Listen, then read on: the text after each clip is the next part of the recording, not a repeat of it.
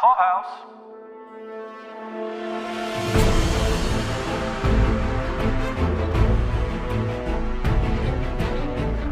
Welcome to another edition of Battle Beyond the Movies, the podcast where two movies with similar themes go to battle to find out which one did it best.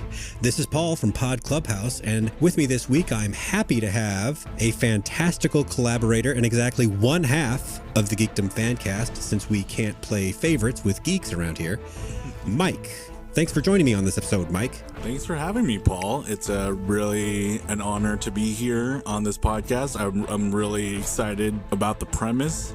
Fun fact for people, I started basically ramping down my involvement with the Geekdom Fancast. It's not any bad blood between me and Jarek. I'm going to come on every now and then, but I'm just stepping away from full-time podcasting. So I was going to tell you as such when you brought this idea to me, but then when I saw it and then you gave me the pitch sheet and all the different episode ideas you had in mind, I'm like, oh no, I got to do this. So I'm super excited to keep on going in a much more subdued way. But yeah, the Geekdom Fancast, Derek is my other half on that. And he will be going on, and we have one more episode to do on that. So I'm glad to be still in the podcast game, in a sense, by being here with you. So yeah, thanks for having me. A semi-appropriate quote springs to mind. Just when they thought I was out, they pull me back in, right? Right, exactly. I thought you were going to say, don't have a podcast that you can't just leave and get out Nice. within 30 seconds flat.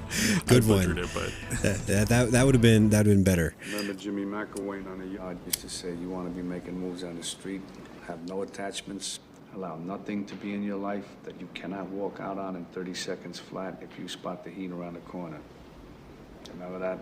I think the last time we might have podcasted together could have been semi-related to what we're going to talk about tonight. Not thematically, just was it a Westworld review that we did? ooh, yeah, I think that might have been it. That's right.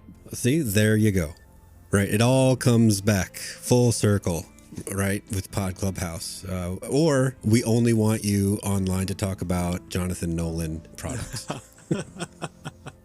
Yeah, I was going to clear it up for your audience. I was like, okay, if people don't know where the connection is, because Westworld seems pretty different from these two properties, but it is Jonathan Nolan. I think his collaborations with his brothers might be some of my favorite movies, so I hope they get together again sometime soon.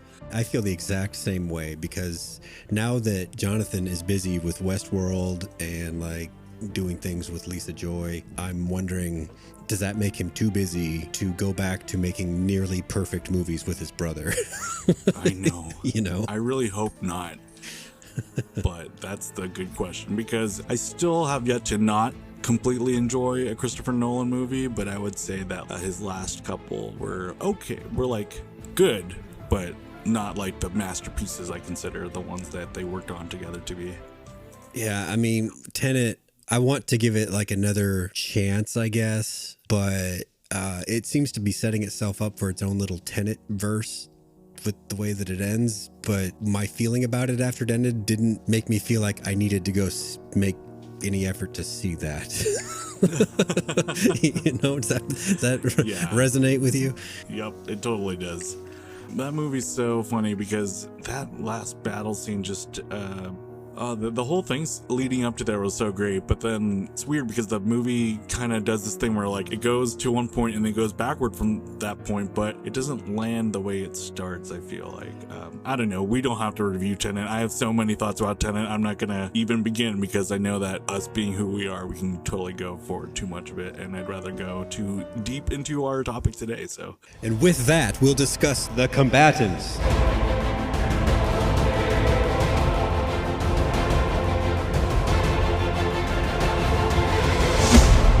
Meet the combatants. When I approached Myke with this idea, he was game to try right away. He was so enthusiastic that he looked at my idea and said, "That's great, but here's a better idea."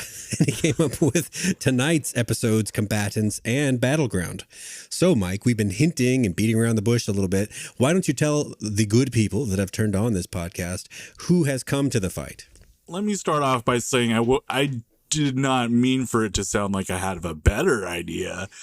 This is just an idea that has stuck with me since seeing one of our combatants in theaters at the New Beverly. I live in Los Angeles, and Quentin Tarantino owns a theater out here where he shows like original 35 millimeter prints of just like great movies. And a couple months ago, they were doing a whole series of LA on film, and I live in LA and I love the city, so I was like, I have to see that. And one of the movies on there, I realized I had not seen all the way through, and that is our first combatant. That is Heat. That came out in 1995, directed and written by Michael Mann himself.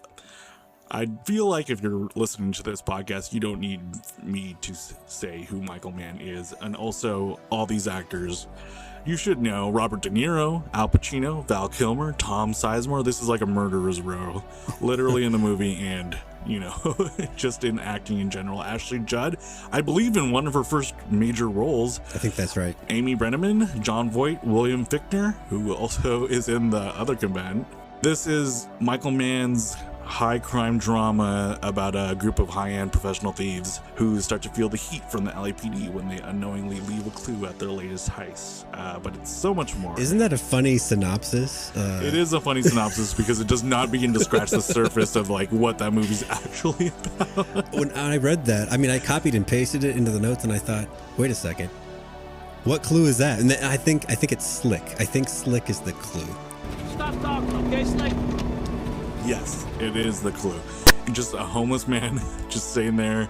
I believe he says that he's heard them say Slick, right? Yeah. Called another person Slick, and that's the only thing they have to go on.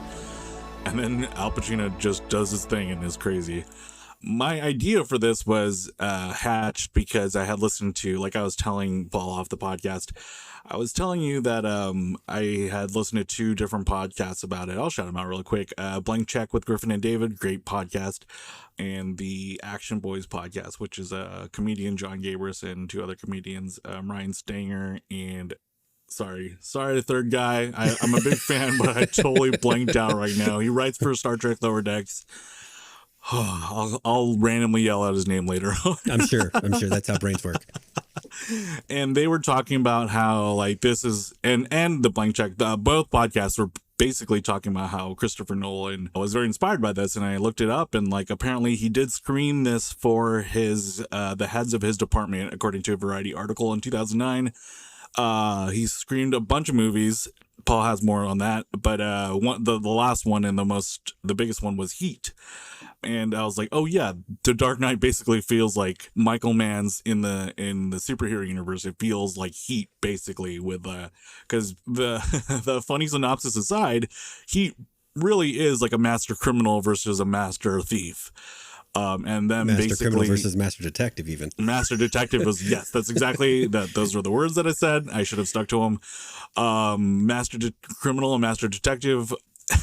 Even though Al Pacino's wild, we'll get to that later on in the episode. There's a lot of funniness to that, but it is true. And The Dark Knight feels like the same exact thing. I mean, who else in superhero lore and comic book lore can we point as like the ultimate criminal and villain, and specifically Batman, who is supposed to be the world's greatest detective, and you know, Joker like the complete antithesis, like chaos embodied, you know, like the embodiment of chaos. And I wouldn't even say evil, I would say chaos. Yeah, I'm an agent of chaos.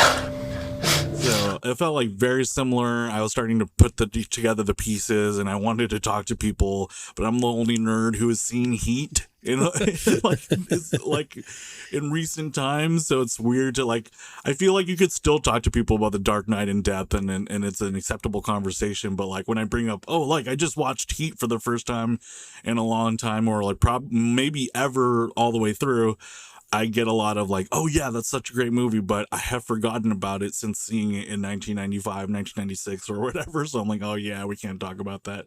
So I'm glad I get to like go on a podcast and really break it down, which is really cool.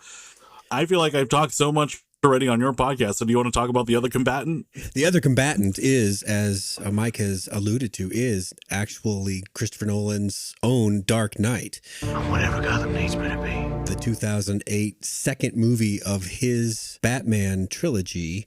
This one with Christian Bale, Heath Ledger in his Oscar-winning portrayal of the Joker, Aaron Eckhart. Michael Caine is also in it. Morgan Freeman. This is the one where Maggie Gyllenhaal briefly plays Rachel Dawes, the role originated by Katie Holmes in Batman Begins. That's right. We better run. The IMDb synopsis for this one is, when the menace known as the Joker wreaks havoc and chaos on the people of Gotham, Batman must accept one of the greatest psychological and physical tests of his ability to fight injustice. That's a little vanilla for what actually goes down. Yeah, much like the Heat synopsis, that is a very like strangely vanilla. Vanilla is a great word. Toned down for sure. Both of these movies are very well thought of. They have high Rotten Tomatoes scores. Heat, at that time in the 90s, it was infrequent that you'd get a movie this long in the theaters. Right. And so I feel like its box office numbers might have suffered a little bit for that. Maybe even a lot for that. Yeah. It made back its money eventually in the worldwide market, but it took a while. Whereas Dark Knight made $1 billion. It was the first comic book movie to make $1 billion. It made more than Batman Begins made in like 5 days. It was a serious earner, as they say. I remember the VHS for Heat being one of the few titles at the time. Titanic would soon become the next one, where it was 2 VHSs because the movie was so long. I'm the king of the world! I was a video guy at the beginning of 1995. I was still in high school in the first half of 1995. And believe it or not, Myke, there was a chopped down version of Heat that you could get that fit on one tape. Oh, God. Did you watch it? I believe I did. And I think I remember that certain portions, like the scenes with Ralph, the infidelity scenes, and I think the background of Dennis Haysbert's character are done away with. I think a lot of the Hank Azaria stuff is minimized. Because, after just watching this movie, it's not like they spend a lot of time on exposition. They don't explain a lot. Things just happen real fast. But then they spend a lot of time showing people going about their business, doing the searching, doing the hunting, doing the gunfighting, whatever. What are you going to do? Cut that down? Yeah. It was, I don't know that you could still find that version of the movie. I guess you could technically get the whole story without Dennis Haysbert's scenes and like that lead up, but that is a good separate tragedy movie, like within this bigger crime movie. Because even watching it for the first time, not even remembering his character, I totally, up until the end, I was just like, why are they doing this? Like, what is the... Like, I kept wondering, like, when was this going to pay off in our bigger picture? And when it does, it's so heartbreaking, because in any other movie, I feel like that character would just be no name, or like just have one scene introducing before the heist and then just get killed off and like, oh, that's what it is. But like when he gets killed, it is like super matter of fact as it would be in movies these days or any other lesser movie, but it is so much more impactful and just adds to that. It's crazy because it's not even like the climactic, well, the big bank robbery in the middle of the movie. Mm-hmm. It adds to it so much. And, that bank robbery is very classic already, so it's that's a lot. So I can see logically them cutting a lot of things because it's like, oh, this doesn't really matter, but it's one of those things where like it probably takes away so much in so many ways, like cutting any part of that. A couple years after Heat came out, there was an actual shootout in North Hollywood. I remember that, yes. And it looked a lot like the movie. It didn't resolve nearly so fast as the movie because the police had to kind of regroup and chase down the bad guys. But there were scenes of shot up cars and police cornering vehicles and the bad guys shooting out the windshield and all that stuff. And I remember there was like comparisons to Heat, and were movies like this emboldening criminals to think it was okay to try this kind of shit in broad daylight. And I remember, internally like kind of defending Heat, like, no, they were going to do that anyway, And during the coverage of the shootout, the movie was being referenced live and on point. There have been other car robberies, armored car robberies, where Heat was cited as like the inspiration for them by authorities for whatever reason. I think these things would have happened already. I just think that he and Michael Mann, he seems like one of those directors that does so much research and is so gung-ho about getting things exactly right that it's hard not to have that stick in your head when things in real life happen. Well, yeah. I mean, if you're listening to this and wondering, well, who is he? Well, I would say his building block era was developing Miami Vice. Right. Well, he did make the movie, yes, but the TV show, the Don Johnson TV show from the 80s that ran for several seasons, that was his show, and he kind of went from there. As Myke mentioned earlier, there was a movie called L.A. Takedown, which was a TV movie that Michael Mann also made that Heat is apparently kind of the expanded version of. I've never seen L.A. Takedown. Have you? No, I have not. I bet it's impossible to find. Yes, I bet so too. TV movie from 1989. You would need VHS to locate that. Mm-hmm. The battleground. Since Myke came up with our theme too, I'll let him tell you about it.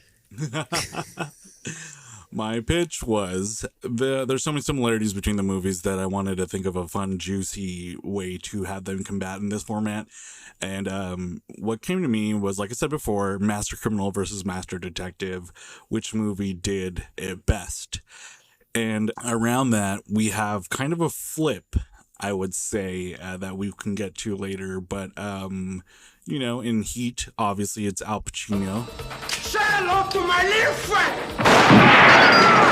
Playing the role of Vincent Hanna. And the Master Criminal is obviously Robert De Niro as Neil McCauley. What if you do got me boxed in? And I gotta put you down. And then I want to add the third person in this, who kind of has their own little arc is, I would say in this would be Val Kilmer, Chris in Heat. And then in The Dark Knight, obviously, the Master Detective is the one and only Batman. Right. What the hell are you? I'm Batman. And, it's so much easier with The Dark Knight because the criminal's obviously the Joker. And the third party is Harvey Dent himself. I mean, there's a lot of their differences. Obviously, when you're dealing with comic book properties, you have iconic comic book things you have to bring into it. But the way that they distill it in Heat, especially Robert De Niro and Al Pacino, how like their lives are dedicated to their craft, basically. Right. And then Al Pacino tries to have his own life, but it's a garbage mess. And Bruce Wayne doesn't even attempt to. And then the Joker, we don't know, which is kind of like a wild card, the Joker card in this situation. But Robert De Niro's, I guess his past we don't really know, but we know that he just has like a clean life and nothing he can get away from. Even though he tries, he develops something within this movie. And it still doesn't amount to anything as he's like ready to drop that and at the when he feels the heat coming around the corner. Yep, exactly. So what do you think of this theme? Do you think it has any mileage left in Hollywood? Oh, yeah. I mean, that's why I think The Dark Knight did so well as a superhero property because, like, beyond, the popularity of Batman, you have, like, something that's so inherent in storytelling, just like the hero and the villain and the criminal and the detective. I think these days, politically, I think there is a story to be told this way, but how these two tell it, I think it's getting kind of dated as far as like our representation of master criminals and stuff and what we think about crime in general. And just class and what we know about even justice. I would say, like, what is justice? And The Dark Knight does touch up on that, on like how the lengths he'll have to go. And even Pacino is like a madman sometimes when he's like shaking down some of his informants and stuff. Right. Empathy was yesterday. Today, you're wasting my motherfucking time. But not so much so more than the Batman, where he makes this like pretty scary, like Big Brother type contraption to like help himself at the end fight the Joker. So the cell phone sonar deal. Yeah. Your original idea, which I really liked, was it felt generational. A little more generational than that because the second movie wasn't a superhero movie. Mm-hmm. I won't say it just in case you want to do it still because I still think that's a good idea. But I will say that there's like a post-pandemic kind of version of this same story that could still be told with this bare bones, but it would be different. But like the bare bones of these stories are like really good if you do it well. And these two directors do it well. And I mean, there's so many Heat knockoffs anyways, right? You know, Nolan definitely took things up a level in terms of kind of that heightened reality aspect that you need in a comic book movie, even one that's grounded in our world like Nolan's Batman movies were. But watching these two movies back to back, it's not like they have the same beat for beat sort of thing going on. But like you said, the bones are so similar. In terms of the hero or the protagonist and the antagonist are not drawn in black and white. Right.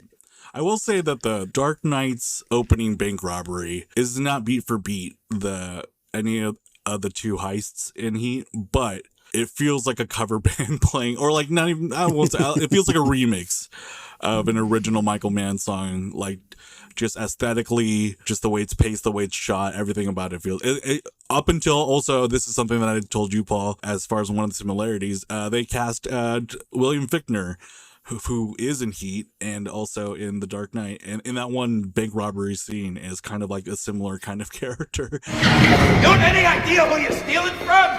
You and your friends are dead! And I feel like that is Christopher Nolan doing his like Puff Daddy sample of Heat, like, you know, throwing in the drop that specifically pays homage to it. I see what you're saying about that. Because the choreography of it, the moment one of the clowns has outlived their usefulness, pop, they're gone. And it just kind of advances like that until all the dominoes fall. Kind of literally the last domino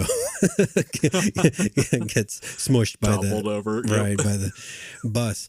But yeah, I think you're right. It's not even exactly. It's not like when Weezer does a cover. It's like when a band that wants to make a song better does a cover, because he could take advantage of the fact that he's creating that heightened sense of reality, and so the perfect timing of the bus coming out in the middle of like an armada of buses going by. You can't do that in the real world, but you can in Gotham City, you know? Yeah. And so, yeah, that's great. And that is so visually pleasing, and just for comic book nerds and just any moviegoer, that heightened sense of reality. But there's a lot to be said about the heightened sense of reality, the sense of actual reality in Heat. I want to say I found one instance in trivia of like in 2002, I believe they screened this for Marines to show them what it's like to retreat under gunfire. I want to say I've heard that there was more than that one instance though, of like military or like anyone training a group of, you know, soldiers or officers, showing them referencing Heat, and specifically the heist scene, the gunfight in the middle, and how like great it is. Michael Mann didn't even use dubbing for the gunshots of the bank robbery shootout. He actually had microphones placed all over the city and all over the set, so you would actually hear the stuff. Like, he's so much into the reality of situations and making things as authentic as possible that it might not be as clean and as fun as one bus happening to fill the hole in the line of buses. But it's stuff that happens in real life. And then we're talking about the North Hollywood shootout, which is like, you know, that's a scary real thing. But that's Michael Mann also just like kind of showing us the world can be real and scary at the same time also.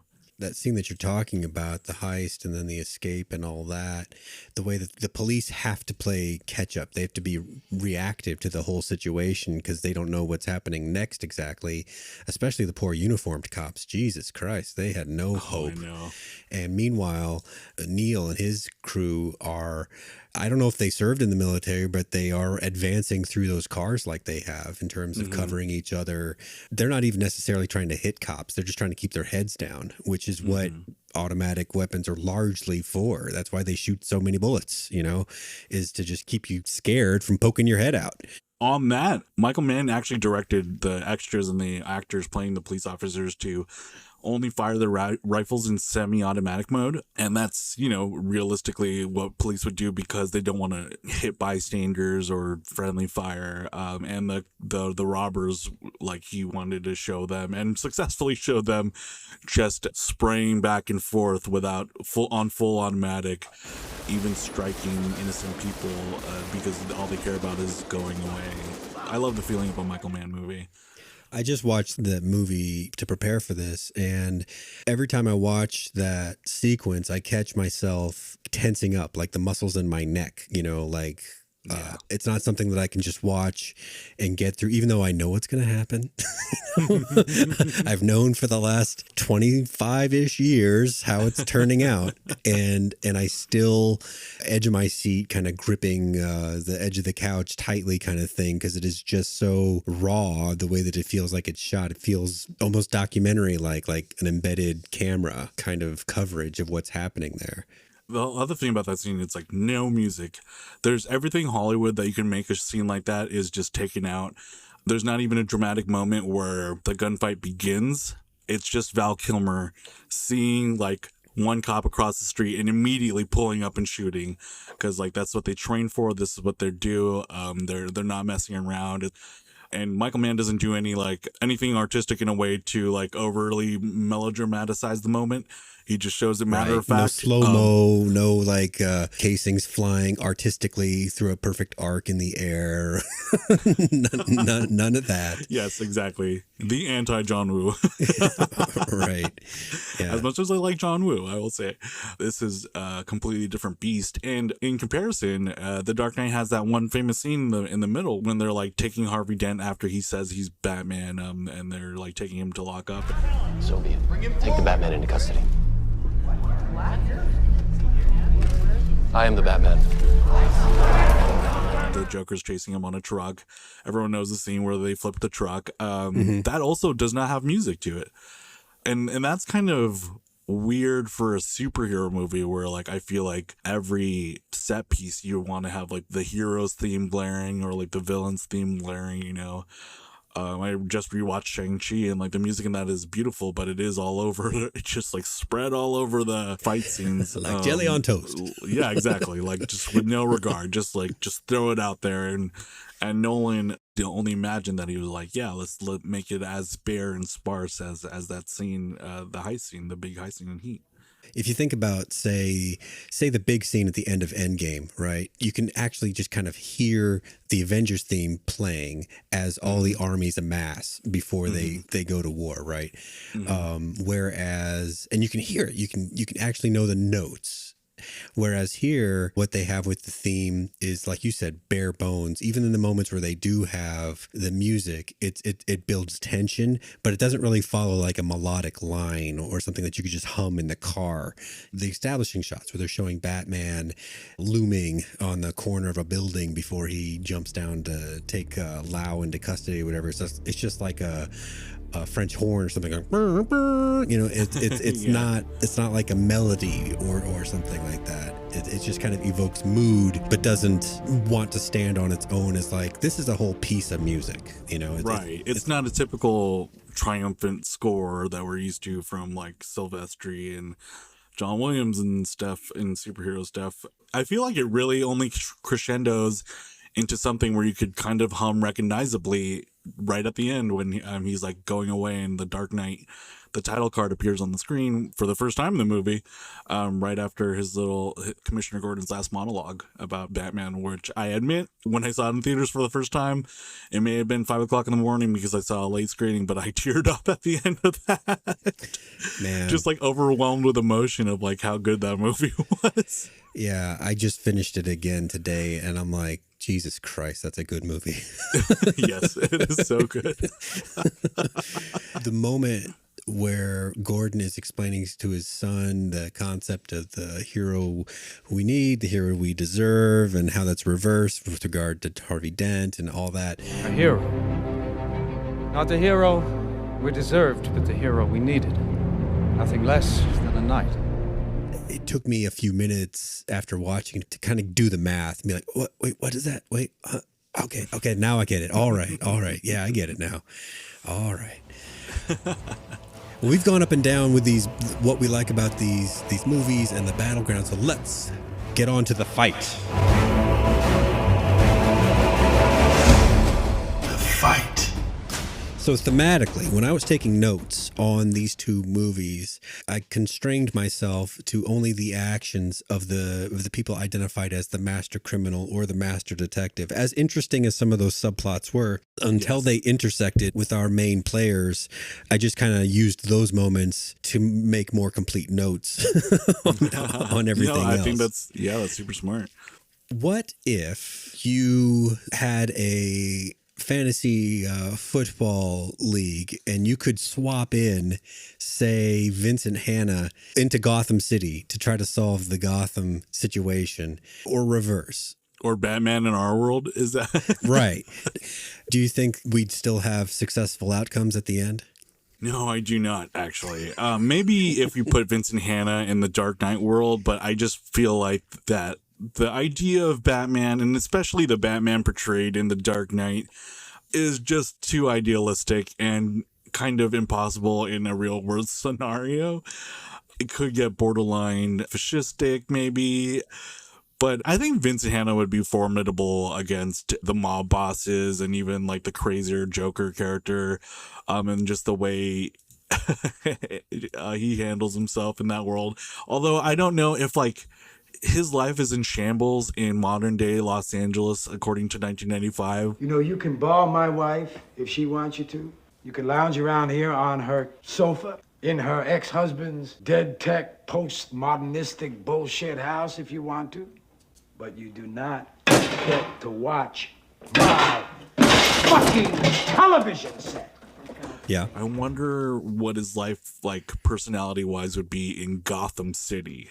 Would he be even dirtier as a detective? It might be. As I mentioned offline, there was this really neat interview that I saw on YouTube where Christopher Nolan was performing an interview of Michael Mann and most of the cast and several behind the camera professionals at I think it was a screening of Heat that followed a digital transfer where they remastered it. And so they had a lot of questions. And one of the things they admitted about Vincent's character that didn't make it on screen, but it was something that Mann and Pacino understood and had talked about. I know what you're about. You didn't tell me this, but I know what you're going to say. But go ahead and say it. It was that Vincent does cocaine. Yes. And He's that's coked up. That's why he's like that. That is why he's like that. That's why he just bursts in on the scene. Albert! Shit, Albert. Listen, man, what you doing coming in for, man? You crazy? This ain't Disneyland, You were man. supposed to get back to me last night. Where the fuck you been? And has these just kind of lion roar kind of interactions with people, is that he cokes up and then bashes into the door like Kramer.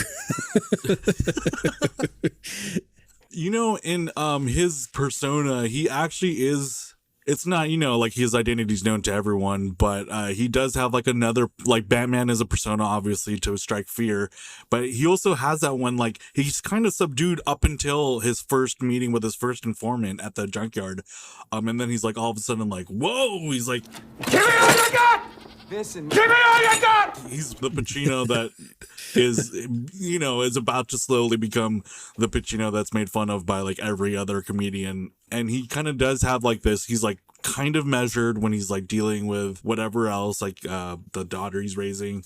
And then, but then like when he talks, like he's at the club, when he's saying she's got a great ass. Because she got a great ass. And you got your head all the way up it. Jesus. When like in that, he's kind of his own weird coked up Batman. Like Exactly, yeah. Batman.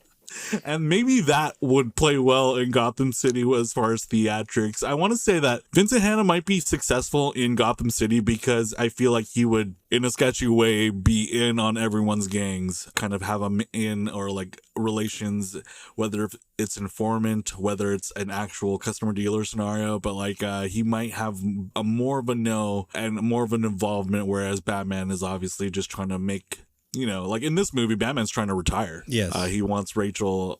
He wants to be with Rachel, and he's just tried to like clean up Gotham for good, which is like, you know, is like, is that real in any sense of the, maybe in a comic book world where like the mob is like the only crime or is the source of all crime, but like yeah, like I think he might have a better shot. Like the Joker's getting his goons, we see him get his goons from different to mob. Like we have that one scene, the famous scene where like he has auditions to be part of his team, Right. which is really great. Now, our operation is small, but there's a lot of potential for aggressive expansion. So which of you fine gentlemen would like to join our team? Oh, there's only one spot open right now, so we're gonna have tryouts.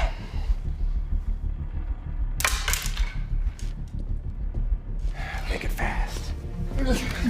And I love, but you know, I feel like Hannah would know these dudes. At least I've talked to him once, you know. Well, that's a pretty good observation, because one of the things that Batman can't do, because he's a team of one, is what the Joker was so able to do, which was riddle the police force with his own guys that had gone back a long time ago. Apparently, like in the case of Ramirez, she admitted that they got me a long time ago. Part of the preparation for this role, I guess, for the Joker was that there was not going to be any kind of origin. He was just going to be like a fact, like a force of nature. I saw the Nolans refer to him as an absolute, you know, sort of like death and taxes, right?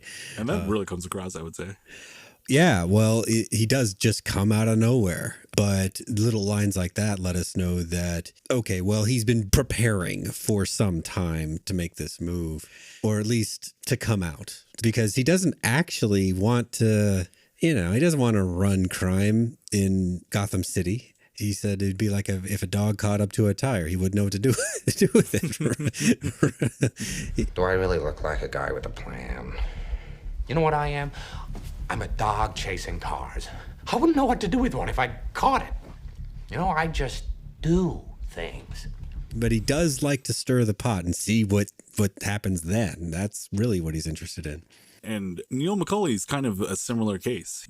When they first see the results of the armored car robbery, it is just a thing where isn't it immediately Hannah kind of sees how professional they are, and it's like, oh yeah. and because sees, like the shaped charge on the door would suggest that there's like special training involved, and choreography of the ambulance and the truck that bashed over the armored car and all that just suggests these are not just weekend warrior bank robbers. I love the line when he's like, they're ready to rock and roll, and he's kind of like giving them their due, saying that they're how badass they are at what they do, without, you know, saying that they're badass because he is a cop. But you can kind of tell he admires what they do. MO is that they're good. Once it escalated into a murder 1B for all of them after they killed the first 2 guards, they didn't hesitate. Pop guard number 3, because what difference does it make? Why leave a living witness? Drop of a hat, these guys will rock and roll. And that becomes very obvious when Neil and Hannah talk at in the most famous scene in Heat, probably. The diner scene. Mm-hmm. Which would you compare to the interrogation room scene? I think I would. That's probably one of the similarities that the two movies have, is that the antagonist and the protagonist don't share that much screen time. Mm-hmm. But those moments when they do are super memorable. The scene with the Harvey Dent fundraiser barely even counts. You know, because it's very short. So you have to look at that interrogation scene. I really feel like the Harvey Dent's fundraiser was like, well, Batman and the Joker have to get into a fist fight in the movie.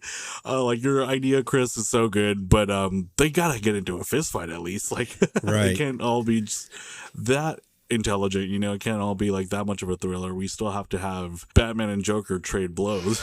A little fight, Neil. I like that. And you're gonna love me.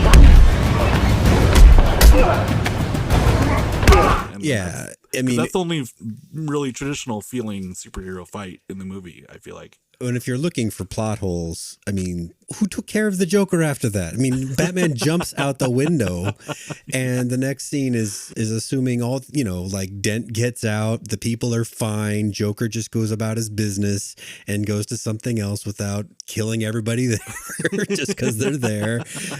Just what? But it's not important. It's not important to the rest of the plot. We're not supposed to care. Yeah, that's true. It is interesting, though, because would you say Neil's undoing Robert De Niro in Heat is flaws in his team, right? Would you say like getting to Trejo? Like that's kind of like what is happening over the course of Heat. And the Joker, if we're talking about master criminals being just like truly on his own, like he does have goons and stuff, but it's like really just the Joker if you think about it. And like Batman has no means besides straight up his sonar device to really like find the Joker and stuff, or the Joker, when the Joker wants to be found, he's found or whatever. He never gets the real upper hand on him.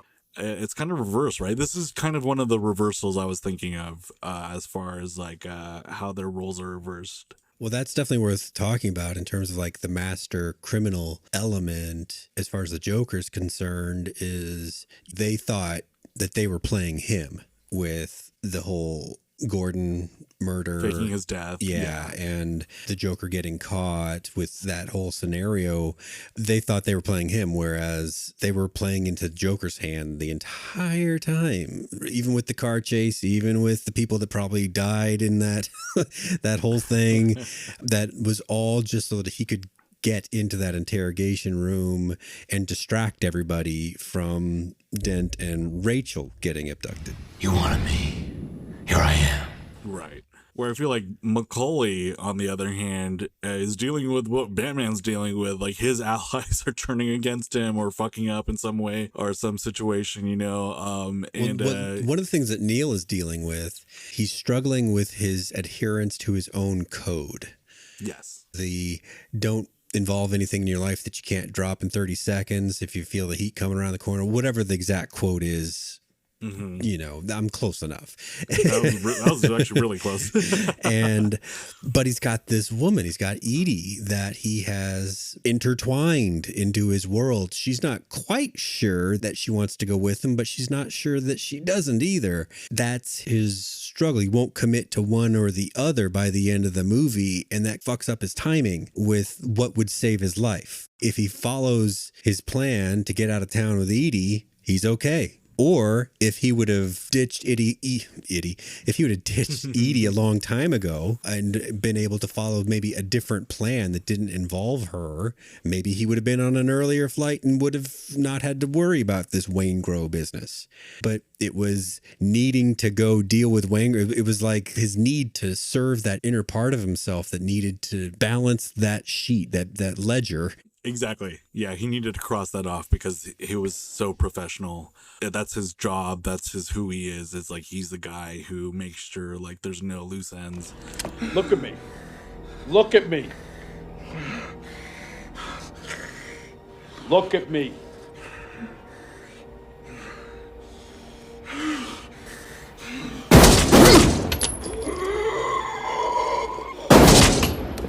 And you can tell like the moment he decides to go after Rango in the car, and it's almost heartbreaking because you know he can get away if he just leaves the dude alone.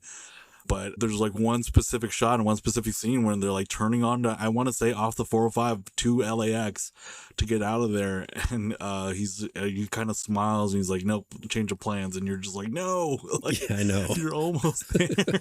Exactly. And Batman, similarly to your point, has a code. He's struggling with who he is. He wants to be this symbol for how Gotham can be, but he knows that his true self and his methods and all that aren't the way that Gotham should get there. Yeah. And beyond that, he wants to be with Rachel. And so Batman's retirement program is the only way that he can get there. So he's mostly working for that rather than the betterment of Gotham anymore. That was the deal in Batman Begins. And he also has his own internal conflict here, which who knows knows if he would dedicated to one or the other, how things might have wound up. I mean, if he'd have dedicated to Rachel, obviously the police were never going to get a handle on Joker, right? That was never going to work. But his code that I was referring to, would you say his code of not ever killing anyone? I have one rule. Oh, then that's the rule you'll have to break to know the truth. Which is? Got in the way. It's such a problematic thing to say because, like, the implications of it, other than it being the Joker, if it has to deal with anyone else in the real world, of just serving out justice and, like, killing the Joker when he had the chance and stopping all of it from happening, that kind of gets in his own way as well.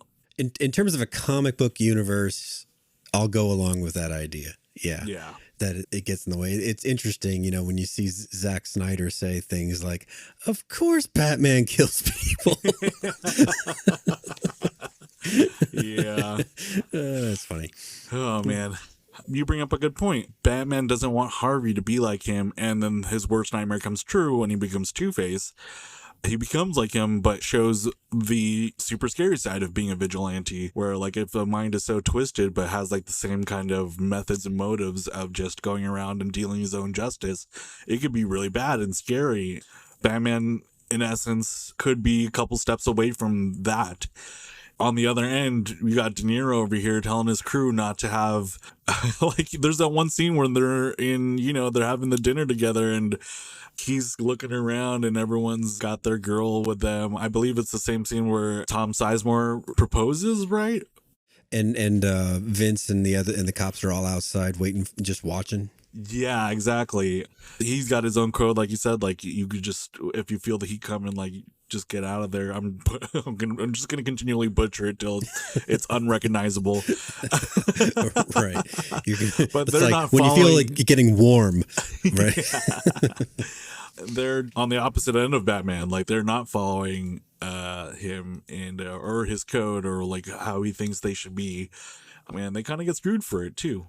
It's not as clean, which is what I love about Heat. It's like, it's not because this happens, because, I mean, there is in essence that, but just the way the world works, like, just things are messy all the time. And, like, in a way where Al Pacino accidentally stops a serial killer when he was not trying to, because he was on this case or whatever. They got that. So yeah, that was my pitch, was like, these two movies kind of have it the opposite, where Al Pacino is chaos, kind of, because, modern day policing is like, do anything you can to get these guys, right? And gets kind of messy, gets kind of sloppy.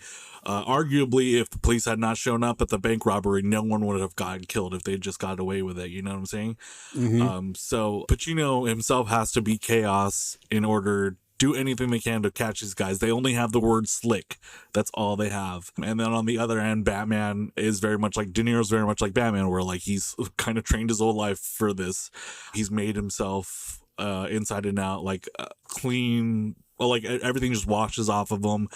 Everything's precise and controlled. And kind of in this superhero universe, it's the opposite. We don't have to say this about Batman and the Joker. It's very obvious that Batman is like that and the Joker is like that. But kind of interesting how the comic book world seems to be flipped like that. What are your thoughts on that? I wanted to ask you, like, why do you think that is?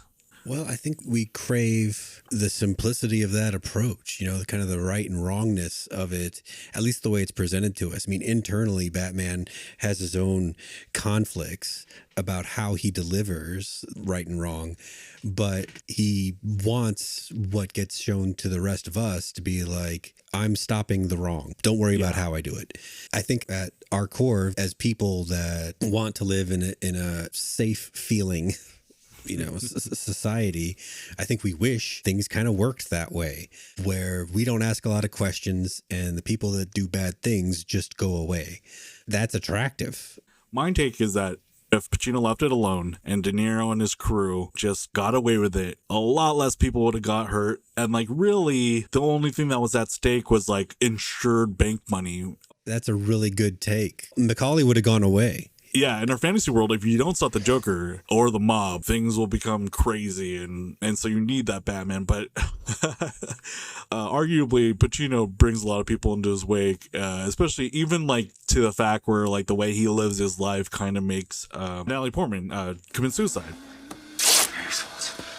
Shoot the shows all fucking day. Not you, baby. Not you.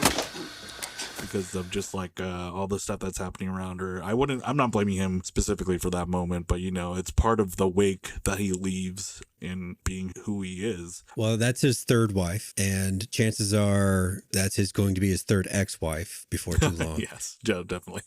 Yeah, and the Lauren, I think is the daughter's name, but they didn't go into it, but it looked like she was having some anxiety kind of issues on her own, and I'm sure living with those parents like that couldn't give her much attention for one reason or another wasn't helping.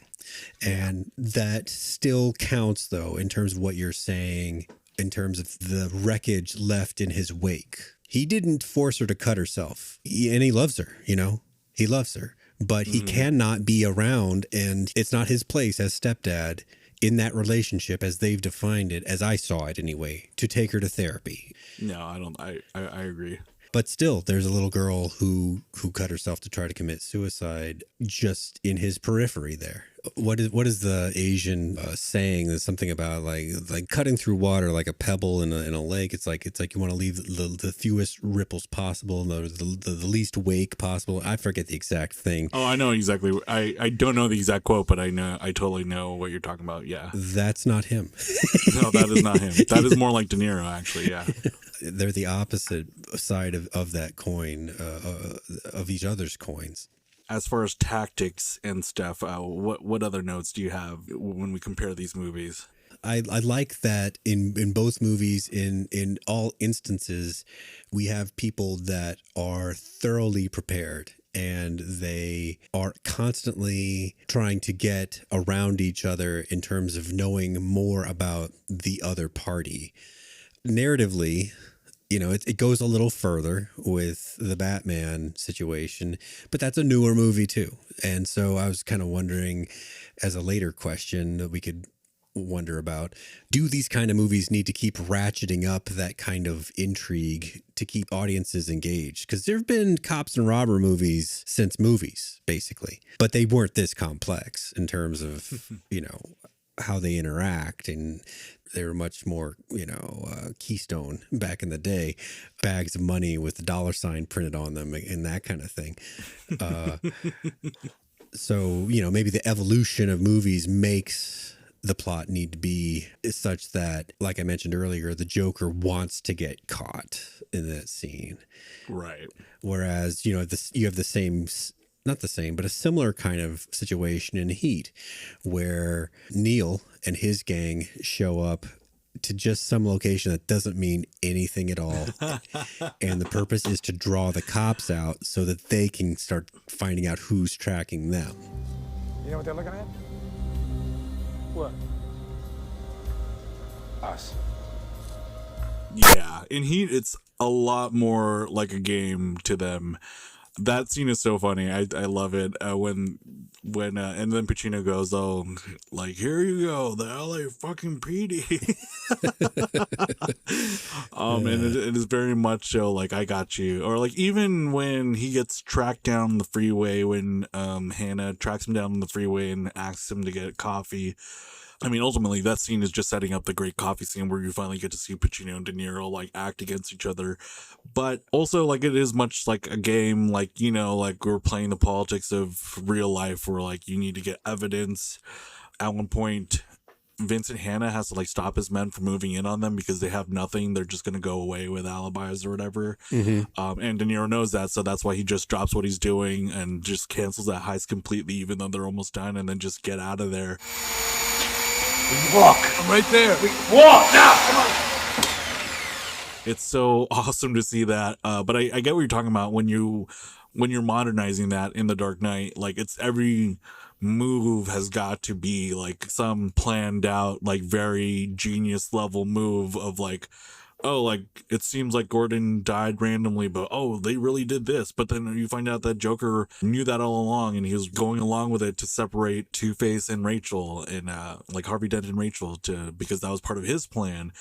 And like turning Harvey was all part of his plan. So if what you meant by ratcheting up in that kind of way where like if you're doing a cat and mouse game, like does it have to keep getting crazier? I hope it doesn't, because it gets to a point where like on a really weird tangent where Skyfall, or like in Skyfall, James Bond is at a particular spot standing there, and like apparently Javier Bardem knew that he was going to be there at that particular spot in the sewers and timed it out perfectly with a train coming where he could blow up part of the subway to get the train to like almost hit James Bond like a bullet.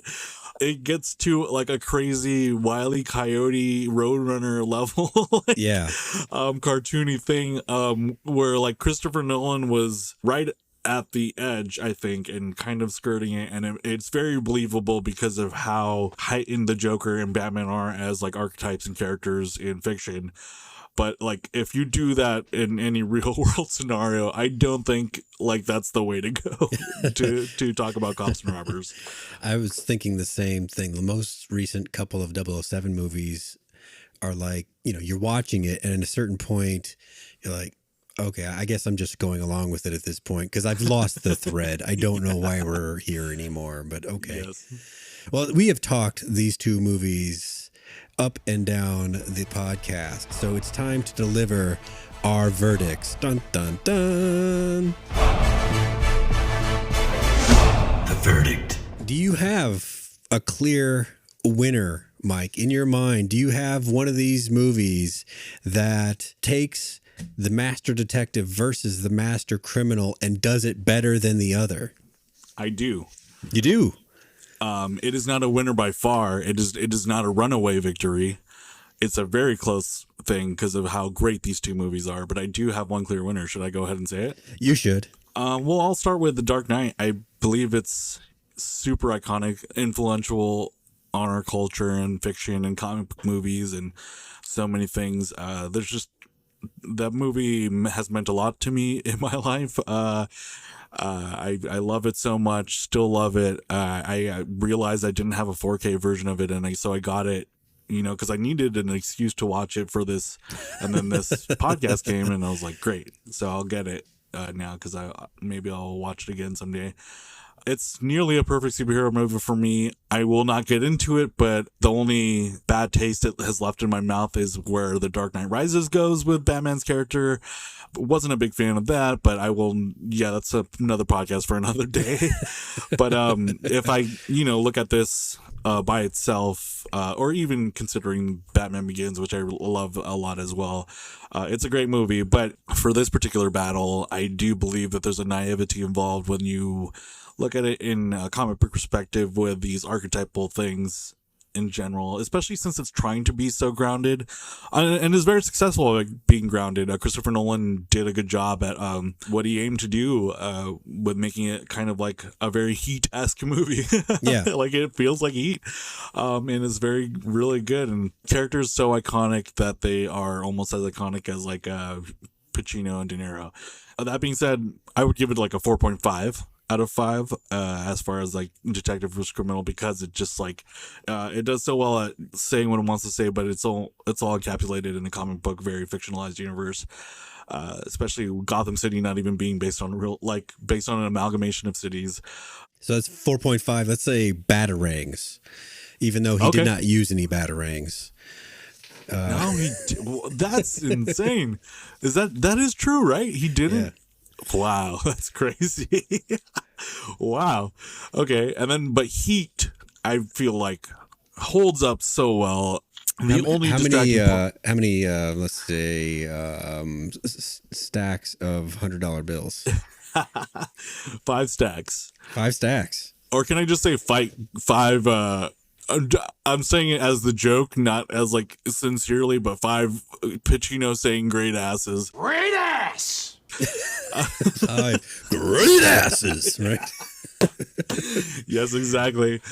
He holds up really well. Michael Mann, I believe, like when he's firing all cylinders and is really getting into it, makes great movies.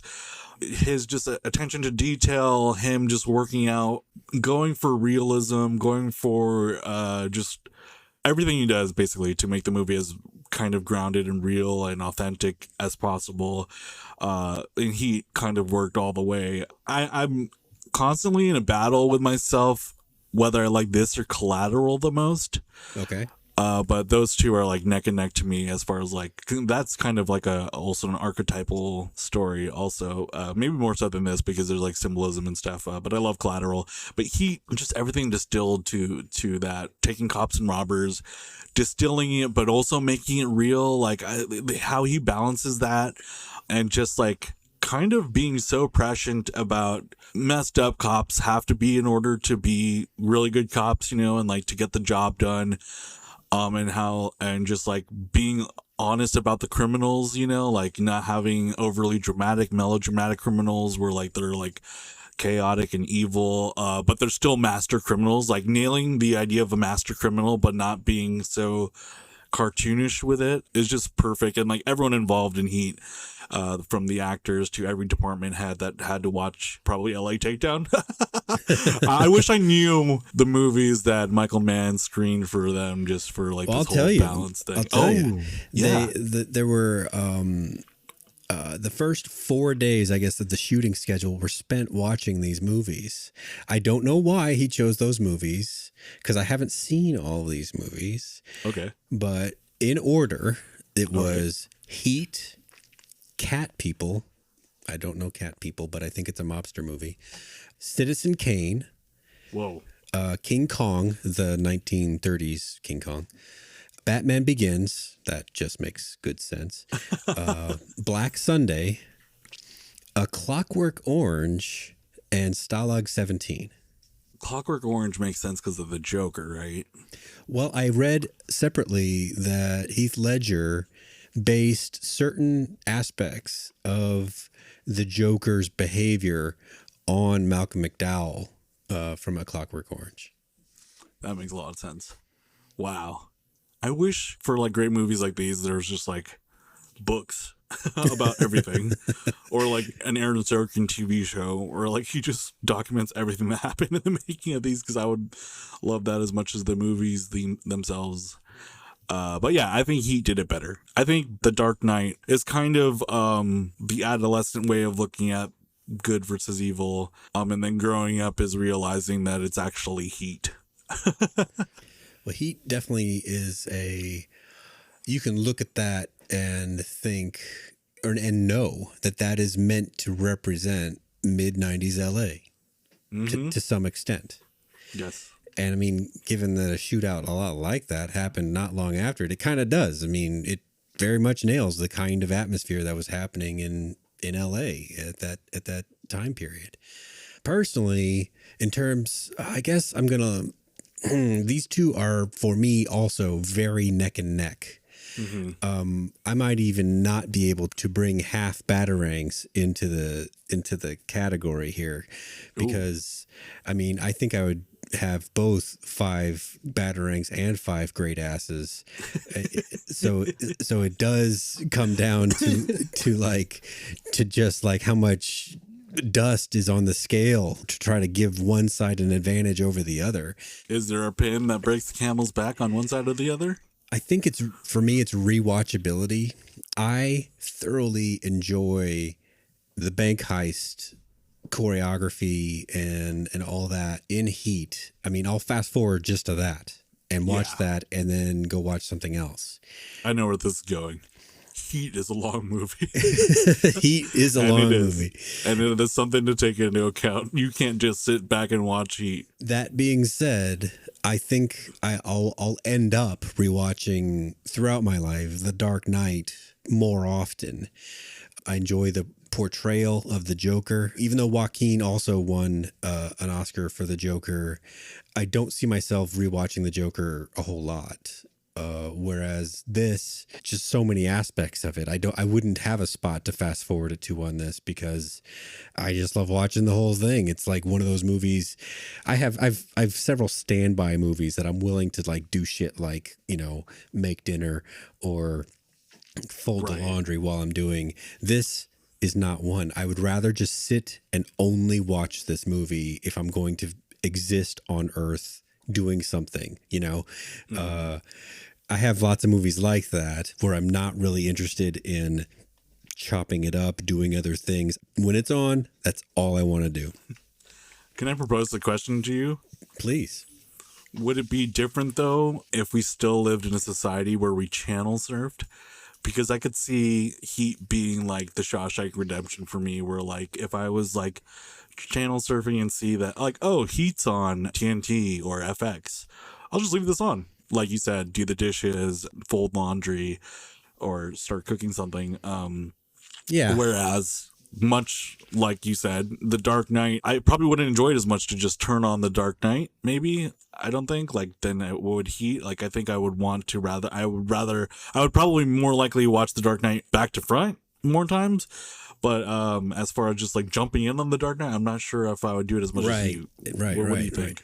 Whereas Heat has like long passages of things kind of slowly unfolding, whereas you could go about some amount of business while you're watching Heat. But you could also jump in at any point and know exactly kind of what's happening, and then be like, "Oh, this is the part where this," and then like and kind of enjoy it from there. Yeah. Well, one thing about Heat that I'll say in its favor, not that I've said much against its favor during this podcast, is that when I'm talking to other movie fans or people that say that they're movie fans and I bring up Heat, if the answer is no, I've never seen it, then I know, well, maybe you're not the movie fan you thought you were, are you?